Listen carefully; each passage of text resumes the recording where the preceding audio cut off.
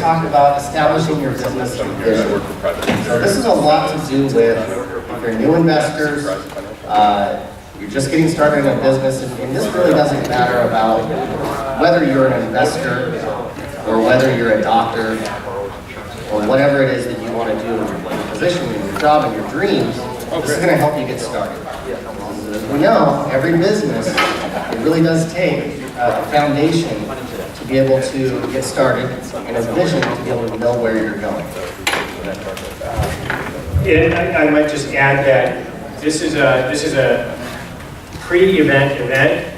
So this is something we're going to do for half an hour for the people that are here early, and then we've got the main event afterwards. So there's still how to work with the contractors and not get hammered. So I'm Imran Clark. I'm Darrell's partner, business partner. And together we are Kucan and Clark Partners. And some of you may have seen us around. We've been in the real estate game for quite a while. Going on about 6 years now. Depends where you count from. Oh, that's go back 12 years. That's true. Well, together we've established a partnership. We've been together as business partners. We've been successful for 6 years. The reason we're going to talk about establishing your business vision is when we first got started in this, we were taught kind of the same thing. And we had some fantastic education, we had some great mentors, and a large majority of the businesses and investors, they fail within the first 5 years.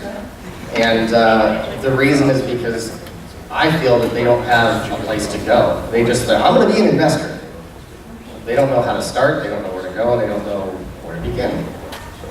So we're here to help you out, we're here to get you started, and hope you enjoy it. So as a disclosure, we're investors. I'm not an attorney, I'm not a tax advisor, I'm not legal professionals or financial advisors. Please review all the documents with your legal or professional advisors. If there's anything we can give you, if there's anything that you, like SanDiegoInvestmentClub.com or meetup.com, there are places to go to download some forms. And I'm not any of those either. Right. Well, you're a doctor, but we'll go from there. So anything you see in the charts or anything you see on these slides, they're estimates. Therefore, samples were used only. No guarantees and no returns.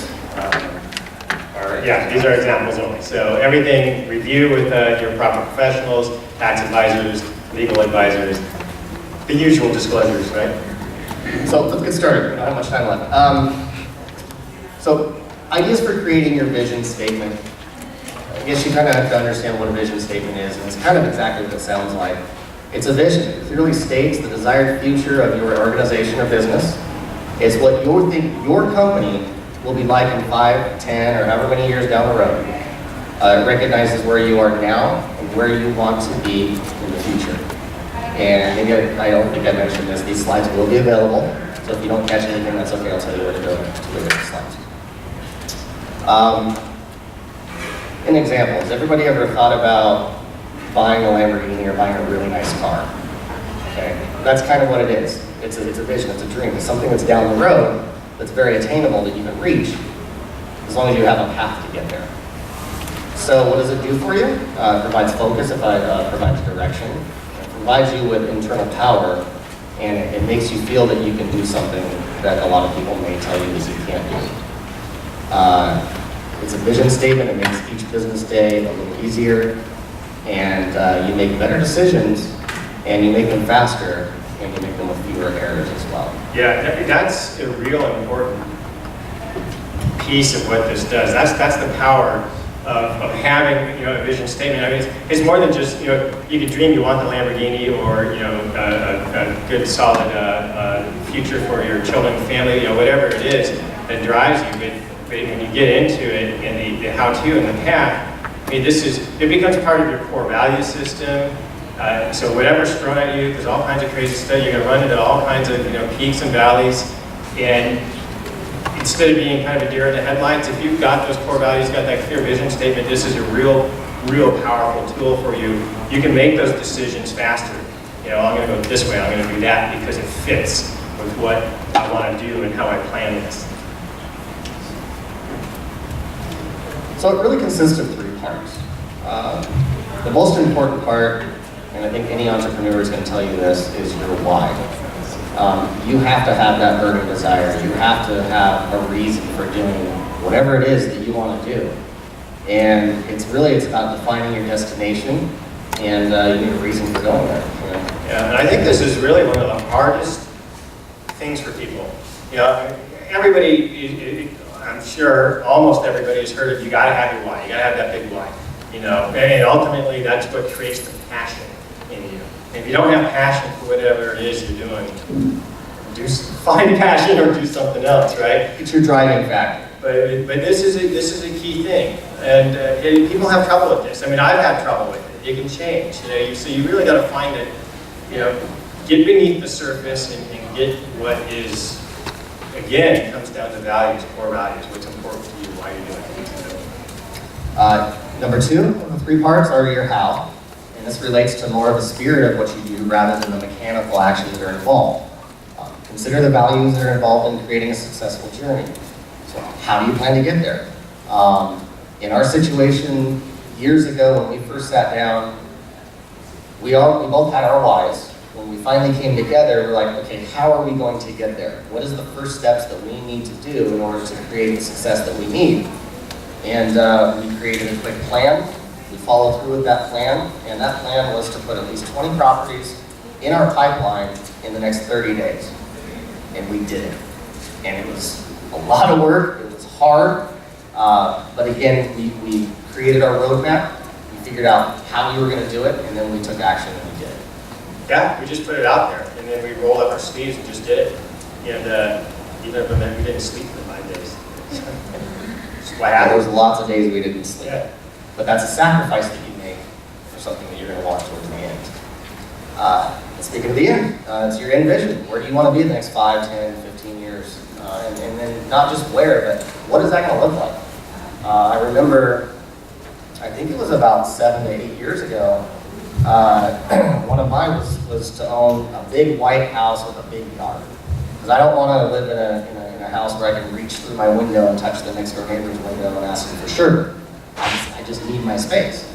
I was lucky enough last year to be able to find the house of my dreams, and I was able to move my family in there. And the reason I wanted a larger house is because it's a pretty large family, and we came from a 1,000 square foot condo, which was a driving factor enough. I mean, it was enough for me to just have enough to get out. So part of that vision was to be able to purchase a piece of real estate that I could live in. Because I was buying and selling houses, but I was renting at the same time. So just for me personally, and that was great. Yeah, and you know, I'm going to kind of touch on the other side of this again, because it's not always, you know, about the things you're going to have. I mean, we all want certain things, but it gets deeper than that. It comes down to, I mean, it can be a lifestyle, but ultimately it gets down to like, what kind of a person am I? What kind of person do I want to be? What am I going to project? You know, what am I going to become? We're all growing. I mean, this is really all part of it. This is a journey. This is a path. This is a very personal thing. So it's more than just. And again, I think this is where some people get trapped. Yeah, they get just into the material aspect of it, and that can be very hollow. You know, so you got to go deeper than that. I mean, there's nothing wrong with that. I want all that stuff too. You know, but you really got to get deeper than that, and that's part of this path. That goes into the whys and the hows and the end vision. So put that in. This is one reason why Darrell and I made such great partners. We've been through other partnerships that weren't so great. We have such diverse experiences and backgrounds, but we work so well together because our value systems are so close. We share a lot of common values, and we can almost read each other's mind because of that, even coming from totally different backgrounds. So it's doing business with integrity, with honesty, and a huge factor for me in one of my NYs could be the material, more or less the time freedom. I'm kind of lazy, I don't like to work, and so if I could buy a whole crap load of houses and have them pay me every month, then I don't have to work anymore, problem solved. So, especially for somebody else. Yeah, especially for working for somebody Make it their dream. So, yeah, that was kind of my line. So when crafting your vision statement, you slip into thinking only about what you do, your statement will not be as useful or as powerful. Instead, concentrate on your values, your end vision, and the reason you want to get there. Your vision statement is one element of the pyramid of power in your business plan. We'll talk about the pyramid of power. We touched on a couple of these things, and let's go through them real quick. Number one at the top is your why. It's your reason for striving for success. Your vision would be number two. What does it look like? What does the future of your business look like? Your mission, what is it that you are here to do? And it's something you should be passionate about. I mean, you shouldn't want to go be a real estate investor because the money's good. You should want to do it because you love it. What strategies that you have, the avenues that you can pursue. Network with a lot of people, that'll help a lot of it. That'll give you a lot more avenues to pursue as well. And the tactics, the steps you take down those avenues. Yeah, I think before you flip to the next slide, I'd like to ask people a question here. Because we're going to get to, okay, the tools for putting some of this in place. And has anybody here heard of a SWOT analysis? S-W-O-T. We got a few people here that have heard of it. Okay. And the rest That's why you're here. Yeah, exactly. So the rest of the folks here have not heard of a SWOT analysis. Okay, so it's a great tool that you can apply to anything in any situation to basically analyze your values, your attributes, your strengths, your weaknesses, and that's really what it is. So SWOT stands for strengths, weaknesses, opportunities, threats. And you can apply this analysis to your business, to your vision, to yourself, to your relationship. You can apply it to anything. It's a real powerful tool. Okay? So, all you're going to do is you're going to create, you just go right onto a blank sheet of paper and create 4 quadrants, right? You put strengths, weaknesses, opportunities, threats. And this is an example of self. So you go, okay, say to yourself, what are my personal strengths? And you can really pick any, okay? Maybe, great problem solving skills. You might be very analytical. People skills. You're good with delayed gratification. That's a killer for a lot of folks. I want it right now, right? And they get all that energy out because it might take some time and some constant effort to get to where you want to go. So these are great strengths to have. Weaknesses. Some of this comes off of my own SWOT analysis a few years ago. Okay? You work on it. Yeah, that's funny. I actually found yours from 2009. Right. So I pulled it out. Right. This is why we wanted to share it. Right. And all of it, if you allow chaos to enter, right? So you start out real organized, and then things just start going a little disorganized. You see your desk, it piles up with stuff, and it's messy, and you're kind of all over the place, right? So chaos can be a killer. Managing time and energy can be a big killer for all of us. It was for me too. Right? Try to do everything, or if you get distracted, pushing your own agenda. That can be a bad thing. You've got to be open to what's out there. If your business in any way involves working with other people, and you only have your agenda that you're pushing, you're not getting that back and forth energy. Ultimately, it's going to be a collaboration, whatever it is you're doing. Okay. Now, opportunities are more about, okay, where can I go with this? Where is it going to take me? What I was doing, starting my own business, getting into real estate investing, I was getting on my own path. Instead, I used to work a W-2 job like a lot of folks, and I was on somebody else's sense of direction and their purpose and making that happen for them. So this gave me my own direction. It allowed me to quit that JOB and blaze my own path. Some of the threats, I started out with not a very specific enough why, finding that drive that was going to keep me going. Establishing my boundaries, that was a big one. I let a lot of people, I opened up, I was very generous with my time, with people that might be wasting my time, right, or taking advantage of me. So, I need to be good about learning how to establish my boundaries with other people and saying, you're not serving me, you're threatening me, or, I've come at this time, and then overworking, that was a big one, right? Starting, having a full-time job, starting a business can affect your health, can affect your relationships, so, you got to take that break, right, and recharge. You definitely reward yourself as well. Right. And what you're giving here is, they're just samples. They're examples of some of the things we pulled from ourselves. You guys are going to want to dig deep and find these for yourself as well. And anything and everything is applicable. Whatever you come up with. Whatever you come up with is right. Yeah. Okay. So that's applying to like self, but now you want to, Make a second. in our case, apply to business. Like I said, you can apply to relationships. But in the business, what we were looking at, we were well trained in short sales. We had a system that we learned. So, and the way we could apply it, so our business was systematizable. That's the strength of it. It required a very specific knowledge. That was a strength because it was a barrier to entry to other folks. So not anybody can just come in and do it the way we're doing it. Unlimited income. So if you create a systematizable business, you can walk away from it and grow it. It's expandable. Some of the weaknesses, rules kept changing out there in the real estate market. It made it very tough. They're still doing that. Especially starting out. You know, before you make it systematizable, if you stop working, you don't make money. That's the danger of being self-employed, right? You take a break, the money flow stops. Okay. At the time, the JOB was getting in the way. Okay. Opportunities. Once you get out there, you network, you have some success, more deals start coming to you now, instead of you going out to have to find them on your own. At the time, and actually it's still true now, lots of distressed homes out there. That's where most of our deals come from. They're still out there. Opportunity for networking and partnering. Your business is going to grow from that, okay, and that's something you do over time. Threats.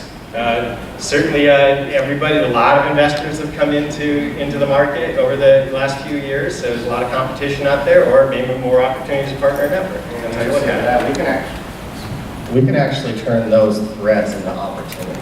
That's right. When we get other investors that come in, and a lot of people might think, oh, I'm not going to give them information, I'm not going to tell them anything because they're my competition. We actually think the opposite. We give them as much as we can because we know that they're going to come back and they're going to want to work with us. Yeah, if you provide value, and we're strong believers in partnerships, right? I think your business will grow exponentially the more that you're willing to work with other people. So certain things can play either side or either quadrant of your chart, depending on how it comes in or how you use it. A lot of liability issues in real estate, especially with short sales, right? Okay, so those are threats. Opportunities might dry up, who knows? Okay, so that in a nutshell is a SWOT analysis. These are just examples, but that's how you do it. And it's a very powerful tool because it makes you analyze yourself and then analyze the business model that you're trying to put in place. And you can use this, for example, I've got certain weaknesses maybe that there's really two things to do with that. Work on them so that they're no longer weaknesses, or focus on my strengths, maybe work on a couple of weaknesses that are important to improve, but no one person is going to be the best, most perfect human being at everything. So you want to find a way to maybe take one of your weaknesses and find somebody or something that has those strengths and complement. Now, whether you're outsourcing something or whether you get a partner, whatever that is, but see if you can kind of get somebody else with the strengths where your weaknesses are to take care of that, so you can focus on your strengths. That's really where you're going to be successful. Take what you're good at and do that. You never want this pulling. So this is just some of the common basic investing strategies out there. This is also helps people think of, okay, what is my business vision? We're all here mostly for real estate, I presume, but what am I going to do out there? Some people say, I want to do wholesaling, I want to do short selling, I want to buy a home. What is out there? People are new at it, what can I do? So these are the basic strategies. There's a lot of stuff that are combinations and hybrids off of this that are in place. You got it's right there. It's buy and hold, fix and flip, creative acquisitions, like taking stuff subject to, those are big now. They're the subject to wholesaling, going to tax foreclosures. Lease options are big right now. Short sales are still huge right now. So this is just kind of a memory jogger for people. How many people in the room have done a real estate investing deal, transaction? Yeah, quite a few. Okay. About 3/4 of the room. Yeah. And just curiosity, how many of you have buy and holds? Fantastic. That's where the wealth is. That's where the wealth is. That's the long-term wealth. Big money will come from the How many of you do fix and flips? Great. Here, yeah. That's the short-term income. Right. That's good stuff. Great. So using the SWOT analysis and figuring out what kind of a strategy, what kind of a business you want to have, you can now start matching your strengths and your goals to specific strategies. Because you can actually, take one of those strategies, whether it's fix and flip or buy and hold, run a SWOT analysis on that separately. There's if you're going to get into short sales, for instance, you want to have good people skills. There are some people they don't want to deal with other people. They might be better at tax auctions and doing just buy and hold and managing from a distance. So really, analyze yourself, and what you like to do and where your strengths are, and pick a strategy that works for that. Don't pick something that gosh, I'm going to have to sit down in front of a lot of people. And you don't like that. But if you're one of those folks that you're really good with people, you're a good problem solver, then that could be for you. So work on yourself on that. And so what is my goal ultimately? And it's really important to consider because that's ultimately going to help you select what kind of strategy that you're going to use. Okay. Well, speaking of strategies, we didn't get into the definition of each one of these, but if you were to go to Google any one of these, you're going to find definitions to these, and this is where you can match your strengths to the type of investing you want to do. It's going to lead you to the best success. Yeah, we can run a whole weekend workshop going over those things for another time. Right.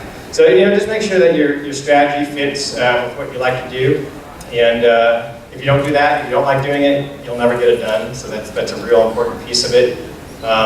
And also just evaluate your current knowledge and your resources. Your resources might be somebody else's knowledge if you want to get your particular strategy, and you start learning from them. Really, value. I've really been hitting that. Know your own personal values, okay, and make a list of them. Keep your core ones that are important to you, and see if that fits with your strategy.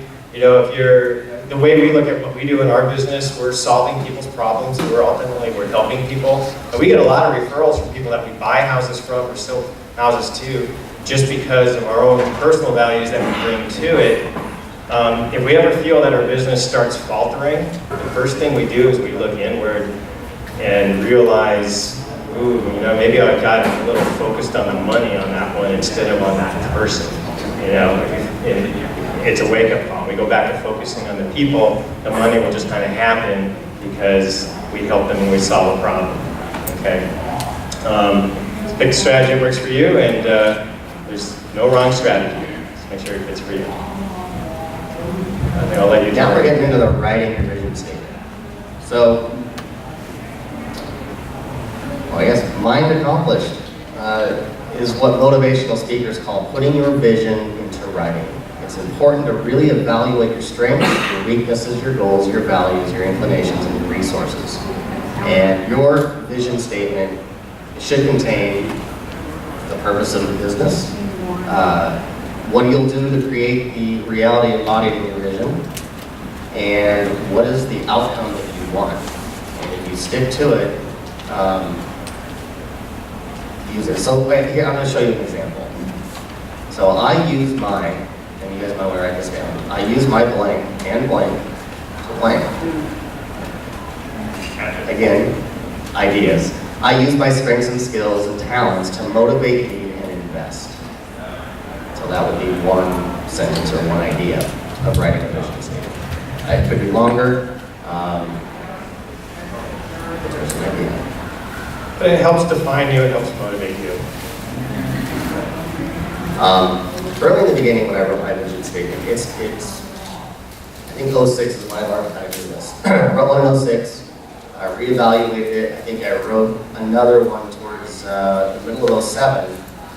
I did another SWOT analysis in 08, and then wrote another vision statement. And it was broad at first, and it kind of narrowed it down, and now it's very specific and very focused. And you need focus and direction in order to accomplish what you want to do. Yeah, there's a million ways to make $1 million. Pick one and get really good at it. Right. Pick one and do it 1 million times. Right. Then add number 2 after that. So I guess we do. We have about 4 minutes for questions. Anybody have any questions? So, kind of all started at the same time, but again, you got to start within yourself. I guess the next place that we went as far as outside of this, that I went, once I kind of figured out the inside of, and I'm still working on it, of course. I mean, we have mentors, we have motivational people that keep us going. Yeah, I remember what happened. I can give the nuts and bolts of that. Well, I remember what happened too. So it's education. We started with education. It's get the nuts and bolts, get the education, and go out and take action, and you're going to fail a bunch of times. I mean, our first deal that we were driving to. Well, even before this, because we had partnered up. We knew each other from going to a lot of similar networking stuff like this. Had a few of the same mentors, went to the same education. So we knew each other, and then we kept bumping into each other on a particular strategy. That was a big waste of time, but we got to know each other even better, so that we decided to partner up.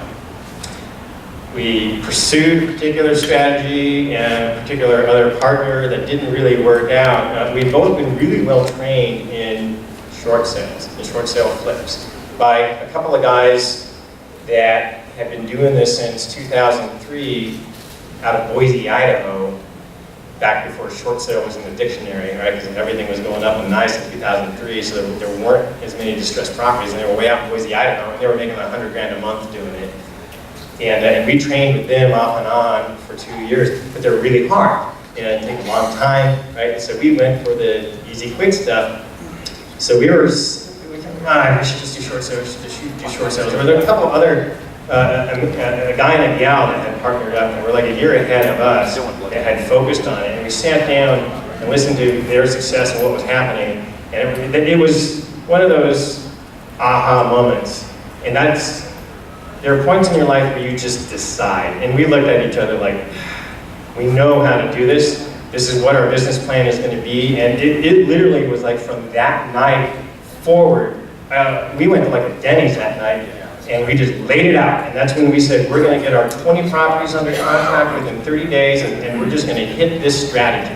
So the switch, it wasn't the like on the fence toggle. I mean, they're always thinking about it, but this is when it flipped all the way from one position to this position, and we went full bore.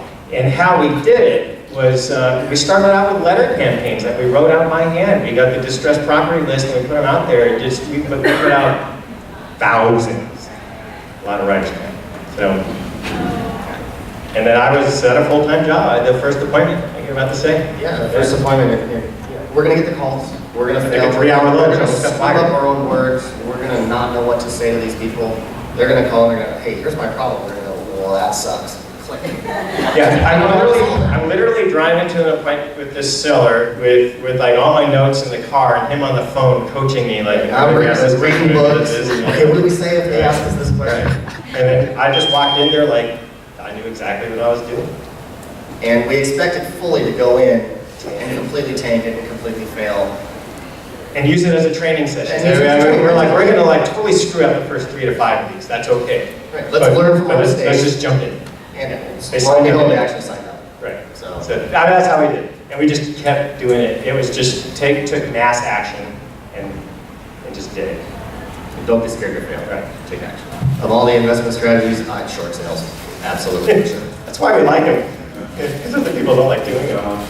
They're challenged. Yeah, I mean, well, as far as tenacity is concerned, I think that's all in any strategy. You know, you just got to maintain. You know, and we run into this in our own business where we will have like a whole bunch of success, and we'll revel in that, deal with it. But you know, it's like any business. You got to have that pipeline going. You got to keep stuffing stuff in on the one end, and so that they're always marching out. Because otherwise, that pipeline will peter out. You got to start up again, and you'll have that lull. So all this is require the tenacity, but I think short sales definitely were hard. There's a lot of moving parts to that, but we like that about it. So good at it. Well, thank you very, very much.